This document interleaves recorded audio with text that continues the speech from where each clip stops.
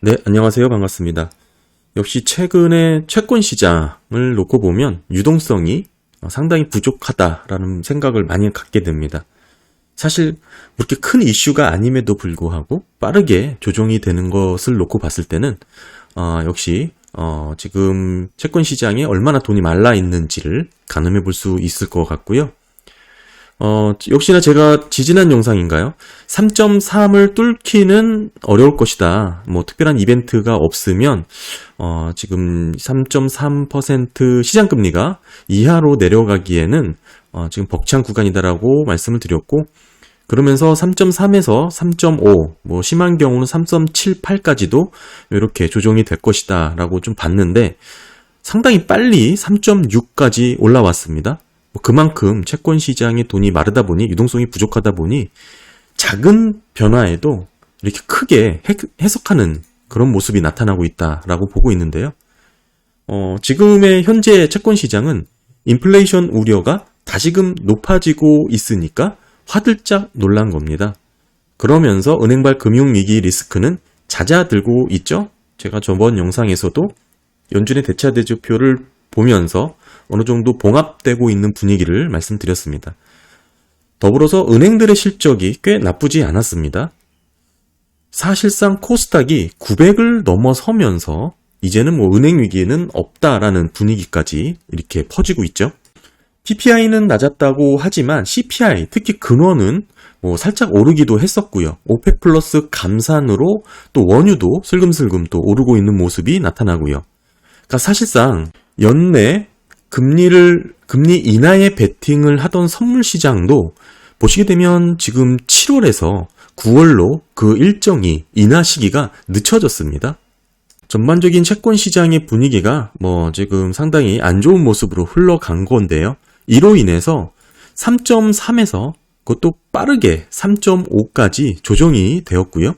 지금은 3.6 부근까지 이렇게 보여주고 있습니다. 저는 여전히 경기 침체에 대한 근원적인 원인이 해결되지 않았고 은행 위기가 끝나지 않았다라는 생각을 갖고 있습니다. 그래서 예전처럼 뭐 3.7을 넘어서 3.8을 이상 넘어가는 그런 모습은 나타날 거라고 보지는 않고 있고요.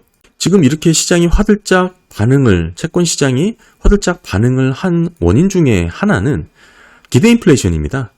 제가 미시간 대학교에서의 소비자 서베이 중심의 기대 인플레이션 수치가 예상을 깨고 상당히 높은 수준으로 조사가 됐죠.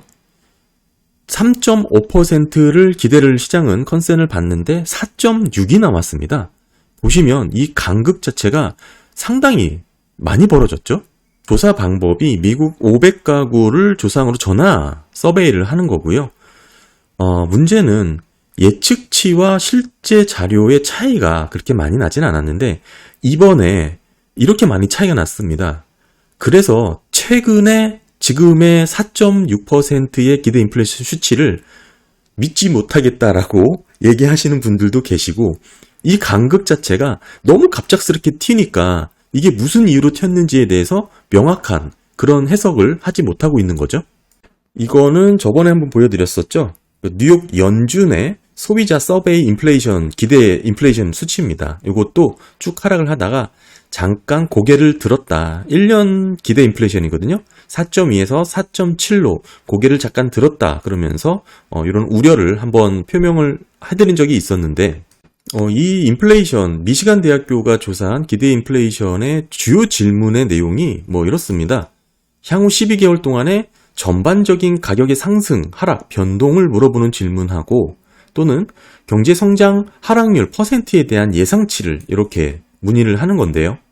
사실 이런 서베이 방식의 기대 인플레이션을 조사하는 그 내용은 제가 아까 보여드린 미시간 대학, 그 다음에 뉴욕 연준, 그 다음에 경제 전문가들로 구성을 한 필라델피아 연준의 서베이가 있고요. 그 다음에 기업 인플레이션의 전망치를 측정하는 기업인들에게 조사하는 또 서베이가 있죠. 그게 이제 네 가지로 나뉘는데, 사실은 이런 서베이 인플레이션 조사는 예전에는 관심도 갖지 않았던 그런 조사들 중에 하나였습니다. 하지만 지금은 미국 장기채 투자를 하는 데 있어서 기대 인플레이션이 계속해서 높게 유지가 되는지를 상당히 예의주시해야 되는데요.